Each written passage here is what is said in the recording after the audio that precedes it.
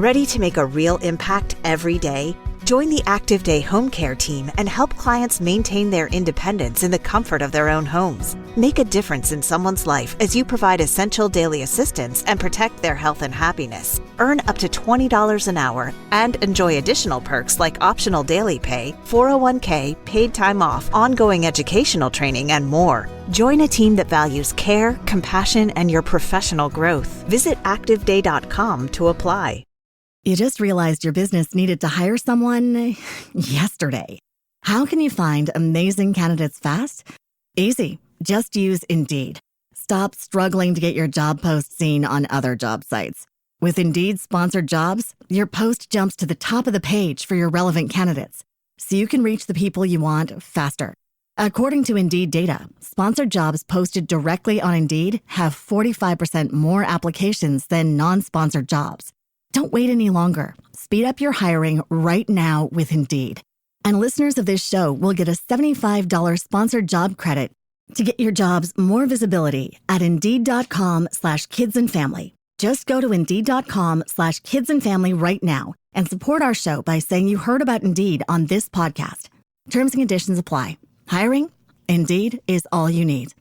Ready to make a real impact every day? Join the Active Day Home Care team and help clients maintain their independence in the comfort of their own homes. Make a difference in someone's life as you provide essential daily assistance and protect their health and happiness. Earn up to $20 an hour and enjoy additional perks like optional daily pay, 401k, paid time off, ongoing educational training, and more. Join a team that values care, compassion, and your professional growth. Visit activeday.com to apply. Welcome back, everyone, to The Deep Dive. It's great to be back. So today, we're diving into something kind of different. Yeah. It's not a specific event, but rather a collection of weather-related internet searches. Interesting.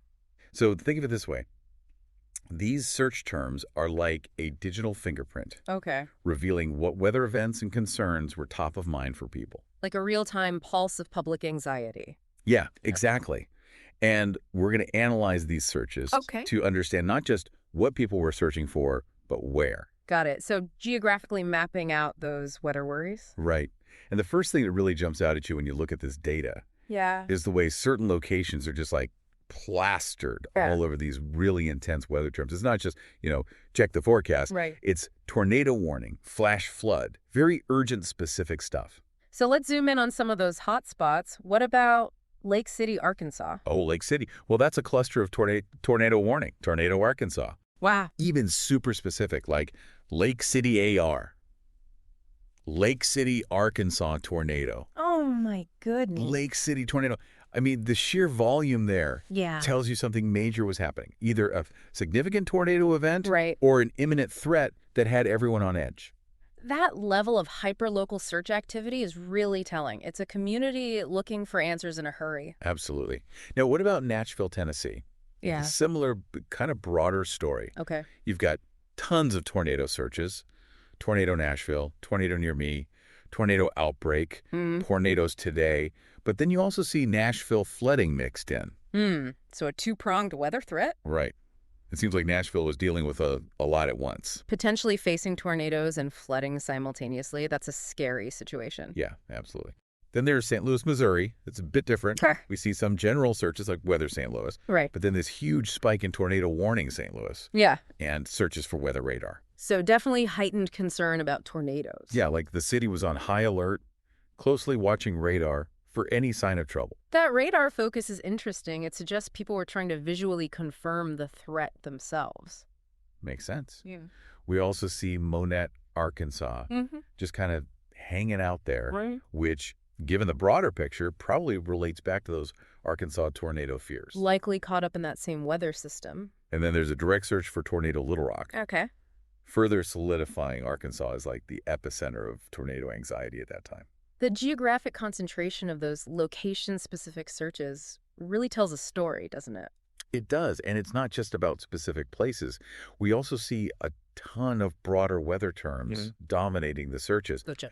Flash flood warning, tornado watch, tornado warning, Right. just general tornadoes.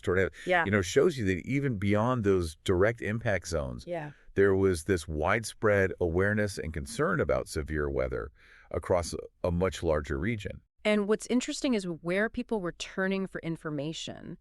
Lots of searches for the Weather Channel, even specific local news stations.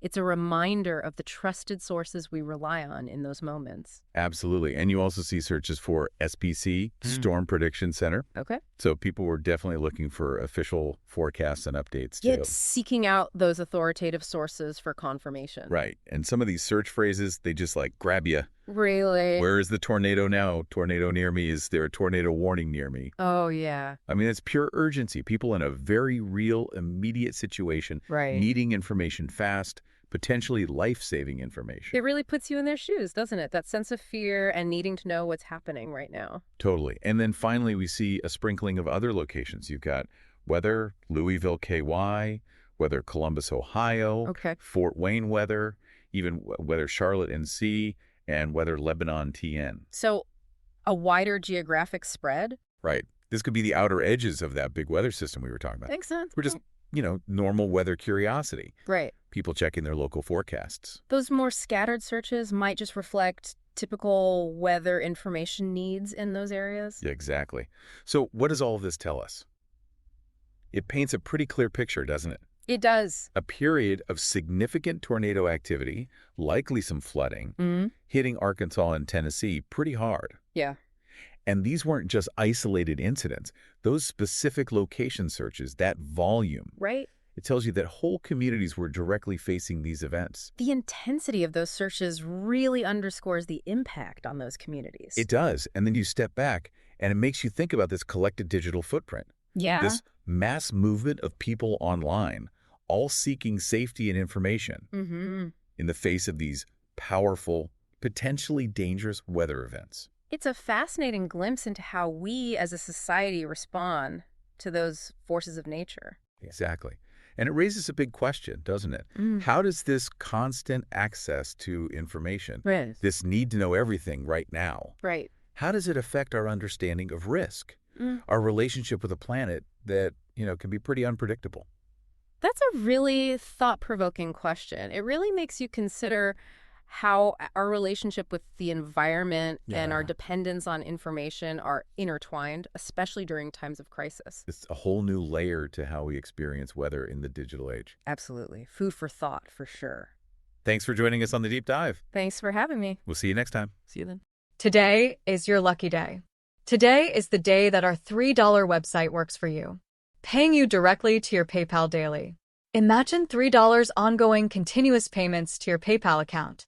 Imagine falling asleep and waking up to $300 in your PayPal account. How would this make you feel? How could this help you? What bills could you pay? What kind of fun could you have? What does that retirement look like now? All for a one-time payment of $3. This website is DFY done for you, fully built and completely hosted, and never stops collecting payments for you. You have spent $3 on coffee on a regular, but that coffee won't help you create multiple streams of income. Click the link below.